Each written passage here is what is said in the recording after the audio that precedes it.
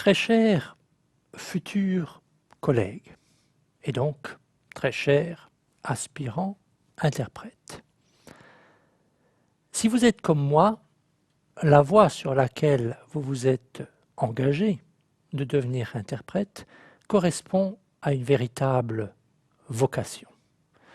Pour moi, en tout cas, exercer ce métier, c'est une vocation et j'espère que cela le restera longtemps. J'aime donc passionnément ce que je fais, mais cela ne m'empêche pas d'être parfois conscient des risques, oui, vous avez bien entendu, des risques que comporte notre métier. Et c'est de cela dont je voudrais brièvement vous parler en me fondant sur ce que je connais le mieux, c'est-à-dire mon expérience toute personnelle.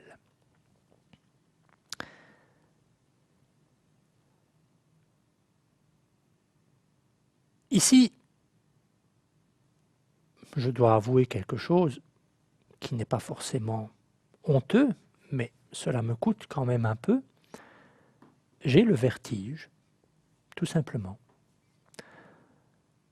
Vous me faites monter de quelques étages dans la tour d'un donjon médiéval, et quand bien même il n'y aurait pas de fenêtre, eh bien, j'ai une boule dans la gorge, un nœud dans l'estomac, les jambes en coton, la bouche sèche, le cœur qui bat la chamade. Bref, j'ai le vertige. Et j'ai le vertige presque aussi gravement que le personnage principal d'un film très connu de Hitchcock intitulé Vertigo. J'ai le vertige presque autant que James Stewart. Quel est le lien avec le métier d'interprète, me direz-vous? Eh bien, dans mon cas, il est très simple. Il se fait que, pratiquement au tout début de ma carrière, lorsque j'étais encore jeune et fringant, interprète fraîchement émoulu de l'école, à l'occasion de l'une de mes premières affectations pour le Parlement européen, j'ai été amené à accompagner le président de l'époque, qui était l'Allemand Klaus Hensch, sur le chantier de la construction des nouveaux bâtiments du Parlement à Strasbourg. Et nous voilà donc, chaussés chacun d'un casque, comme il est de coutume sur les chantiers, crapahutant sur des échafaudages à 20, 30, 40 mètres de hauteur, ma mission étant de faire du chuchotage entre les architectes, les ingénieurs responsables du chantier et le président du Parlement.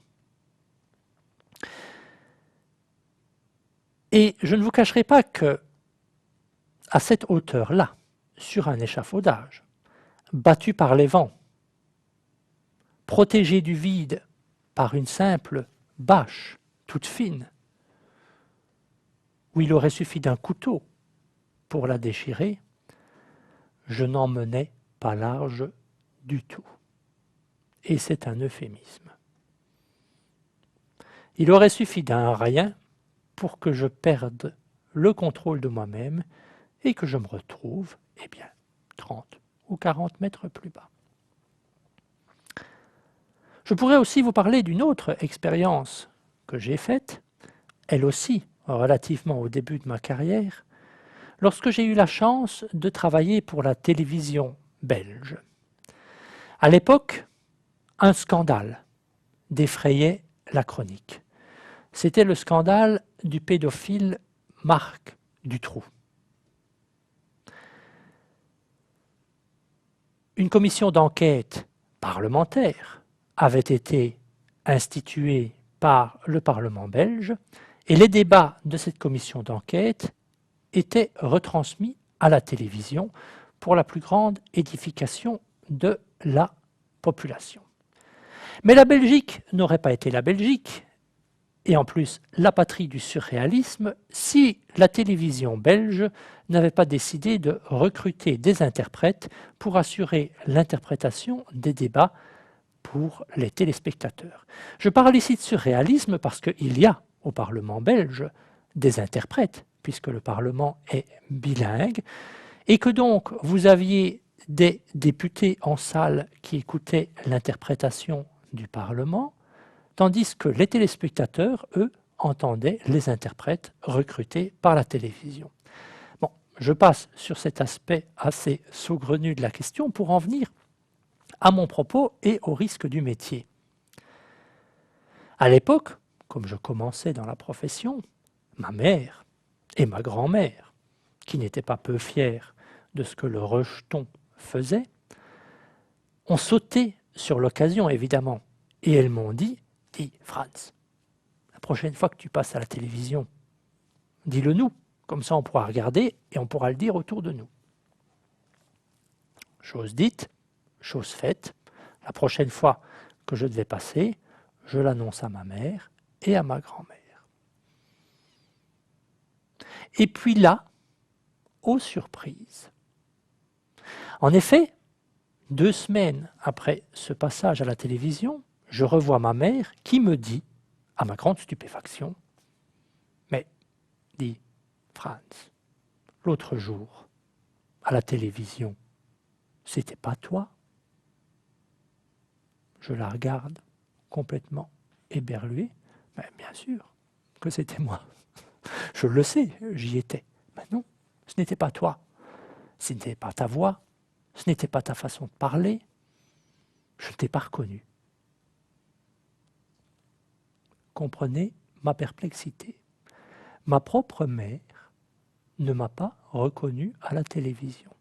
Et pourtant, c'était bien moi. En témoigne le seul fait que des gens qui me connaissaient moins bien, tels que le concierge de l'immeuble où je venais d'emménager, ou bien le chauffeur de taxi qui m'a ramené ce soir-là chez moi, eux m'avaient bel et bien reconnu à la voix. Et à ce moment-là, je me suis dit, mais qu'est-ce que c'est que ce métier ? Qu'est-ce que c'est que ce métier où on n'est plus reconnu par ses proches, mais où des étrangers parviennent à vous reconnaître? Et je me suis enregistré par curiosité. Et j'ai en effet constaté que entre le personnage officiel que je suis quand je travaille et celui que je suis côté cours, en privé, il y a quelques différences. Et à l'époque, je me suis dit, mon Dieu, il faudra faire attention, sinon je vais devenir gentiment foldingue. Et le fait est que des études ont démontré que le métier d'interprète présentait un risque accru en vieillissant d'entraîner des problèmes d'ordre mental. D'autres études ont démontré que le métier d'interprète serait, après celui de pilote de ligne, le second métier le plus éprouvant au monde. Et puis, il suffit d'interroger des interprètes pour se rendre compte que nous présentons quelques petites particularités qui parfois ont le don d'excéder notre entourage. Et je terminerai peut-être par un petit exemple de ce type.